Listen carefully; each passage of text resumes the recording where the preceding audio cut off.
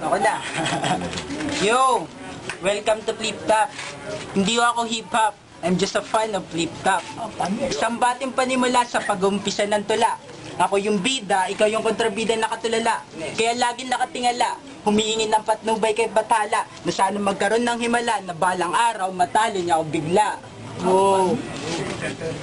Ipokritong manunula, nag-aantay ng himala. Panggap na bata, panggap na makata, walang awa sa bata. Hindi ka makakatim sa akin kahit na kaunting awa, mama.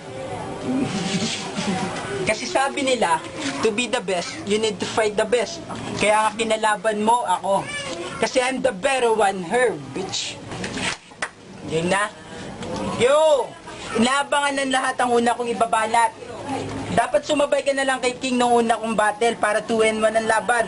Pero dahil angat ang antas ng legalidad ko na karunungan, double kill ang labas pag kinustaw kayo parehas. At hindi ako mag-iwan ng bakas sa scene of the crime. Tuwid na landas ang aking binabagtas, kaya madali lang ako makakatakas, mga peking pantas. Ngayon may labas ang iyong angas, lumabang ka ng patas, baloktutin mo man ang saligang batas. Tandaan mo kahit kailan, hindi nakamit ni Satanas ang ustisya sa itaas. Ano naman? Lang kita. Kahit sa salamin lumapit, ang mukha na kay pangit, pati ilong may anghit, kaya inahit. Sintonado, di ba? Isang patakaran sa larangan na kung may pagdududa at alinlangan at sinasabi sa'yo, huwag mo nang pakinggan. At kung wala kang tiwala sa ustisya, huwag ka nang umapila sa piskalya. At sa mga orado, isang pribileyo ang pinagkaloob sa inyo na pumili ng wasto. Pero kung magiging bias lang naman kayo sa paghusga sa larong to, ngayon palang lumayas na kayo. Kasi katulad mo, walang silbi ang magiging opinion nyo. Kaya hindi si Kier ang tinakda ng Flip Top sa lugar na to, kundi ako, dahil hindi maaaring ilambag ang kanyang mga naambag na akdang tula kung hindi sa kanya nagsimula. Dahil isa lang naman siyang dakilang shoplifter ng mga punchline sa flip shop na nakita niya sa computer shop. Kaya sa makatuwid ako pa rin ang king sa larong to at kay Bishop lamang. Mga kawawang nilalang, lumaking walang alam, bulag sa katotohanan kabilang, sa mga mayang salat sa karunungan, walang silbi sa bahay kaya mas pinagtunan ng pansin ng kababuyan. Kaya bago matapos ang round na to, isang katanungan ng iwan ko. Ano bang pinaglalaban nyo? Ba't kayo sumali sa larangan na to? Hindi biro ang larong to. Time! Utak mo gamunggo, bulok pa kalahati. Ngayon ko'y papamukha sa harap mo ang buong katangahan mo. Kakainin mo ako, nilagang baboy to na walang sabaw. Ampaw, lagyan mo ng saysay ang mga pinagsasabi mo kung ayaw mo maaga kang pumanaw. Kasi kahit sa makarating ang ating conversation, hindi ka sa akin papalarin. Kahit anong gawin mo pakikidigma, hindi ka magiging kabilang sa tribo namin. Gagawin ko lang Adidas ang pakikipagsanduguhan mo. Kaya payo ko sa mga susunod na hamon sa akin, pila-pila lang kayo. O ito dos, ligtas mo sarili mo.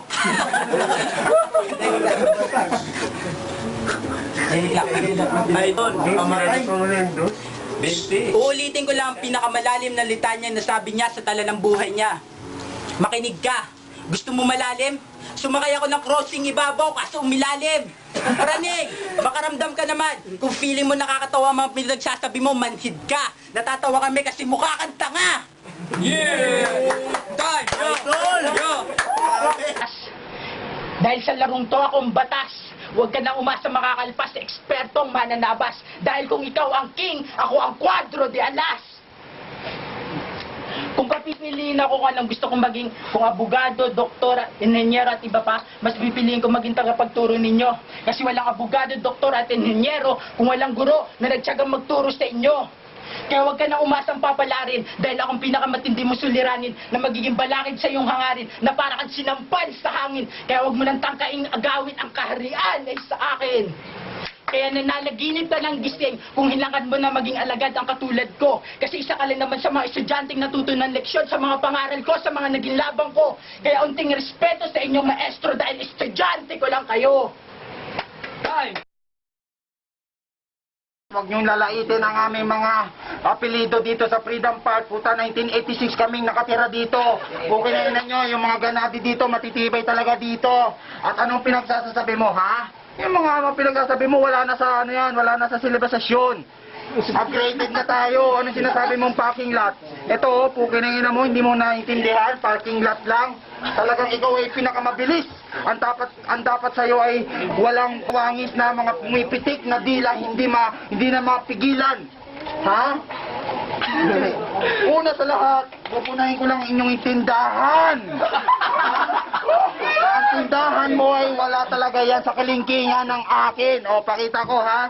Ha, yung nanay mo, putang ina, laki ng nginingiti. Yo! Timing lang. So, isang minuto para sa Cyprus. Kidin pala. Ang estilo mo ay nakakatawa. Piling mo, panalo ka na. Ngayon, ipaparamdam ko talaga sa'yo kung ano ang tunay na laban kaysa sa isa. Hindi ka mabigat. Puro punchline ang mga salita. Ngayon, babanatan kita ng mga beat na mga mabibigat. Nasaan ang aking backup para malaman nyo na kung talagang itong taong to hindi na talaga makakapagkabisa. Lumabas ka na at hindi mo na kailangan magbigat kahit kawala ka ng hindi mawawala kahit hindi utang ina ka. Kung punchline lang naman na ikaw daw ay umaahas sa aking balae. Halika nga rito.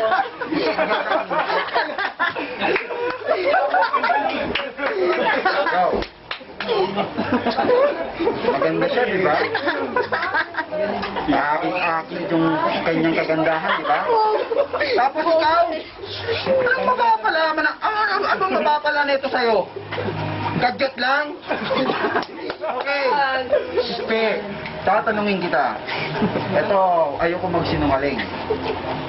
Ito bang tao na to? Ha? Itong taong nag-ahas daw sa'yo? Eh, may nararamdaman ka ba?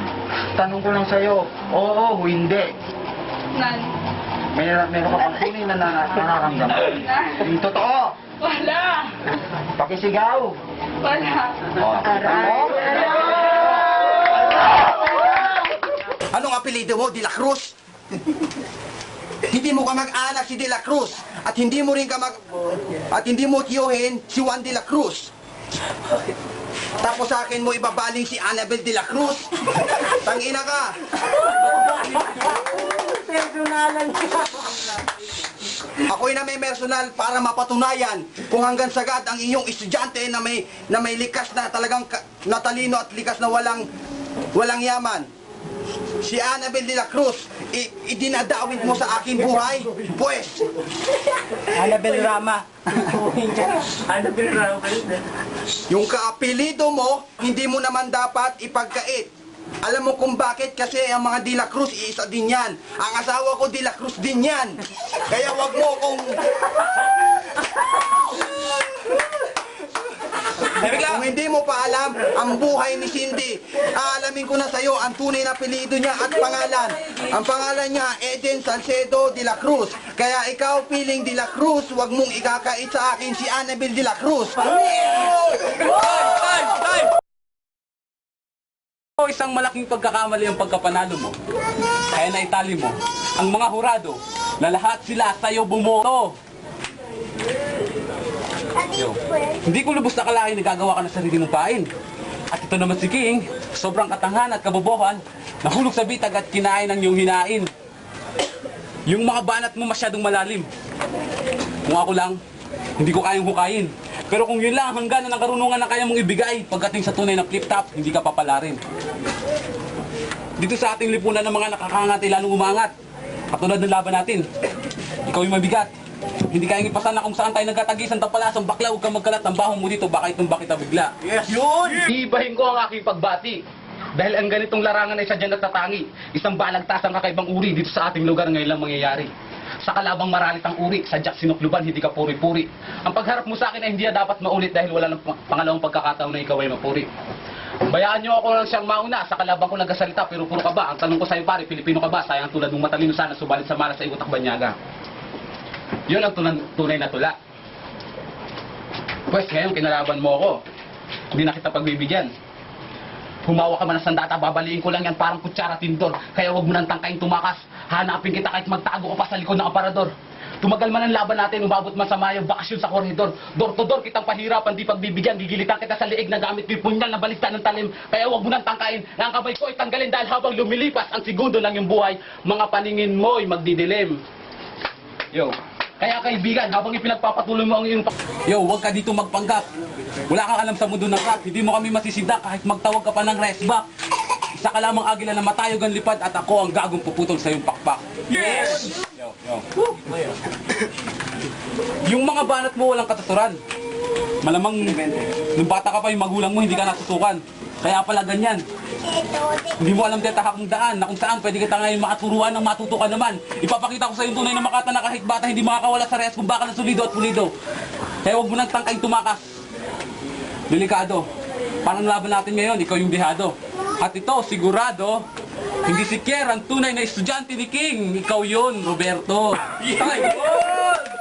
Yo, 60 seconds. Porkit may baong kang matalimhaga salita, isa ka ng tunay na makata. E pagdating nga sa inyong tahanan, di mo kayang tugunan ng pangangailangan ng iyong asawa at anak, lalo na ang iyong mga magulang. Huwag mong itanong sa akin kung saan ka nagkulang. Ikaw makakasagot sa sarili mong katanungan. Hindi ito katulad ng nilalaro mo sa kompyuteran na lahat ng bagay madali mong nahawakan at nasusolusyonan. At lahat ng katanungan ay may tamang kasagutan.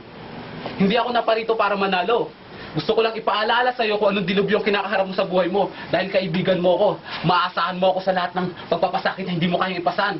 Ako ang magiging anghel na gagabay sa iyo patungo sa liwanag dahil hindi mo na alam tiyatahak mong daan. Kaya kaibigan, always think at first. Parating pa lang ang problema, solusyonan mo na. Itong huling ibabanat ko, subukan mong i-reverse. Yo, hayaan mo na lang ba lahat ng iyong pinaghirapan sa iyong buhay kusan lumapit sa akin? Kahit hindi ko naman hanapin? Hayaan mo na lang ba sabihin ng iyong pamilya na hindi na nilang kayang kumapit sa iyo dahil hindi lang puro pangarap at ambisyon ang bubuhay sa tao, kundi kailangan din ng matinong trabaho? At hayaan mo na lang ba sabihin ng iyong mahal na ama't ina na hindi na lang kayang tugunan ang pangarap na iyong pinaglalaban dahil hindi mo naman kaya simulan? Kung ngayon pa lang hinahayaan mo ng mga bagay na yan, pues hayaan mo na rin akong pumatay sa sarili mong buhay. Ayo, hi, hello! Dito na ako. Si Anthony, bata pa yan, pero pag ilang taon niya, mag-i-improve yan. Pero kay Eugene muna ako. Okay, dito. Ayan, itim ng kadiliman. Barbs nga pala. Itim ng kadiliman. Hindi ko napapabahin kasi kagaya ni Eugene masyadong ano. Obvious talaga, kitang-kita, Michael. Kasi This is my first battle of the day. Ewan ko sino makakalaban ko yun. Si Dudong? Dudong naman ang kwenta. Tayo na, di ka pwede pumarap sa akin dito. Di ka pa pwede rito. Magtikol ka na lang sa inyo. Paneto ko na laglagan na ng abukado. Lahat ng sinulat ko, nakalimutan ko na. Go. 10 segundo, dagdag insulto. Yung ulo mo, bengko, kamukha mo si Dudong. Ako ba una? Hindi. Go. Grabe naman yan. Hindi pwede yun. O sige. Kalabo ko si Burnok, ang uso pang manok. Putang ina ito, dinilalayo kay Mio. Kalibasa, araw-araw may ulan, toyo. Instead mo, bondat. Ngipin mo, katulad ng kay Budat. Ang baho nitong tao. Ang baho mong hayop. Ibigyan kita ng trabaho, kolektor ng ticket.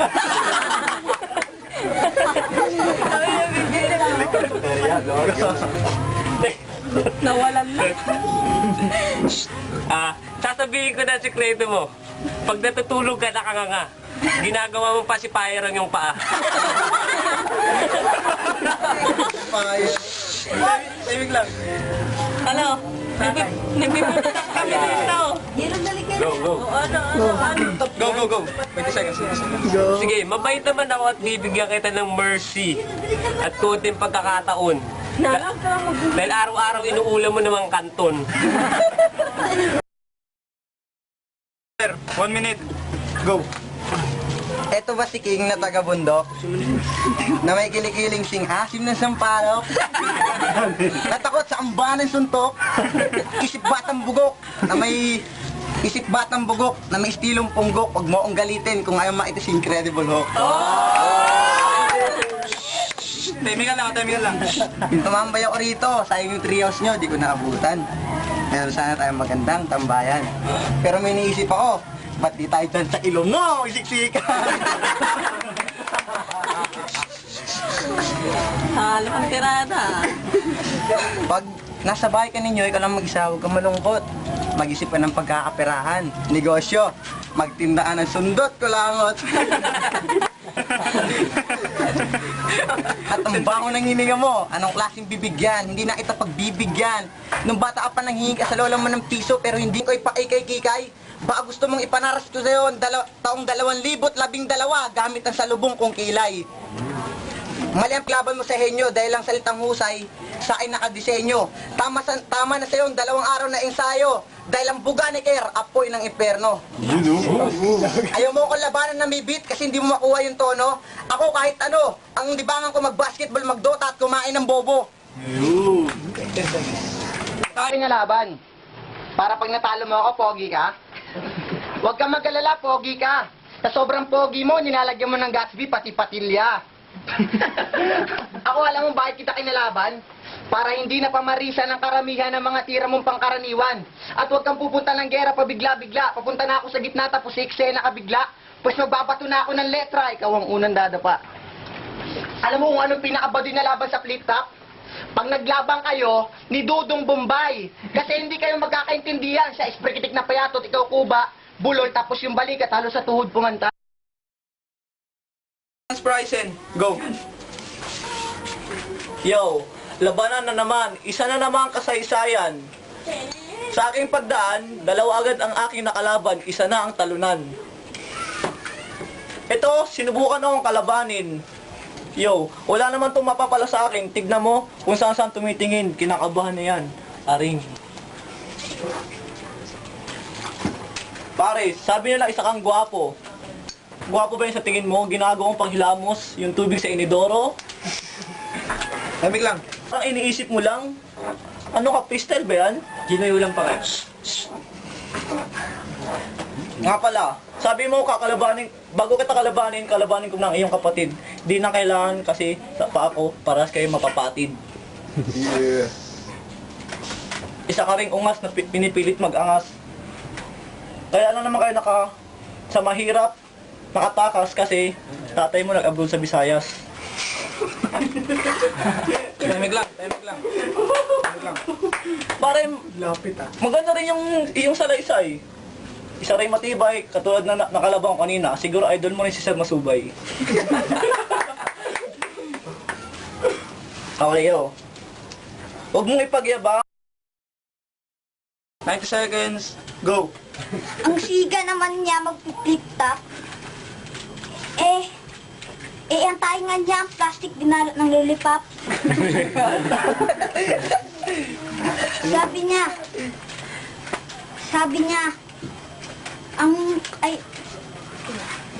Iyotal alam ko. Ang kanyang katawan, payat, makakahasel. Kung kakain siya ng Hansel, baka may himala katawan niya magkakamasel.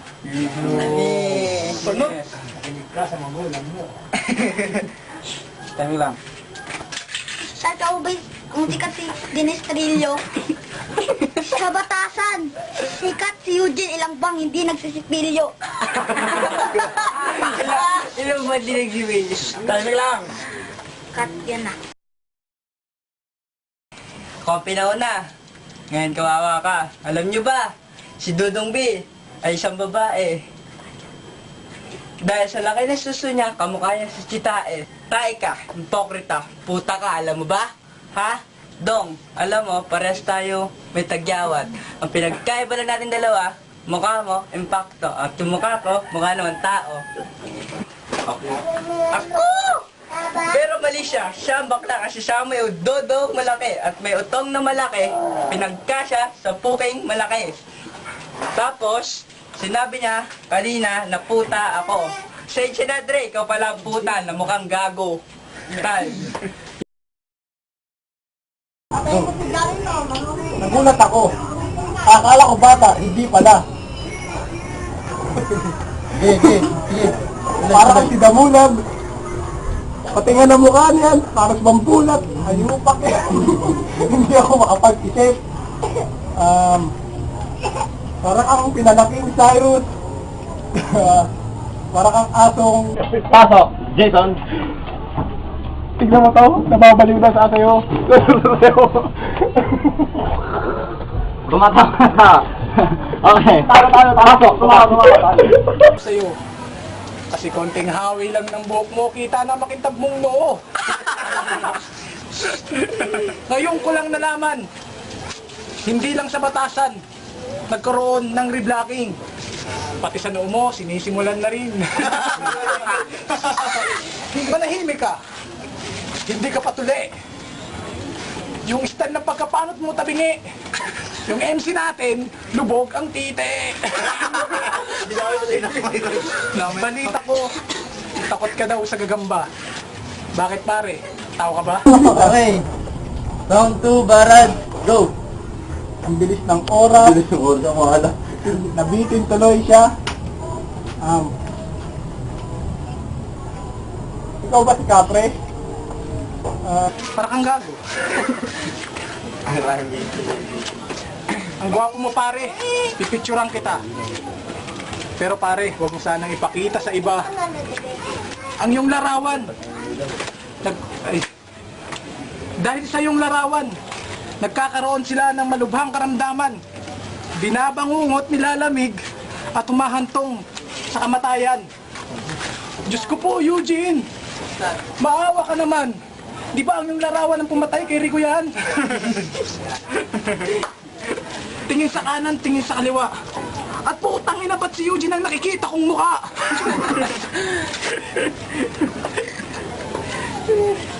Huwag mo. Parang putakping, parang tutubing lumilipad doon at pwede kang gawin kare-kare. Tandaan mo yan, fuck you! Okay. Lema pa yan. Okay, round 2. Patak naman.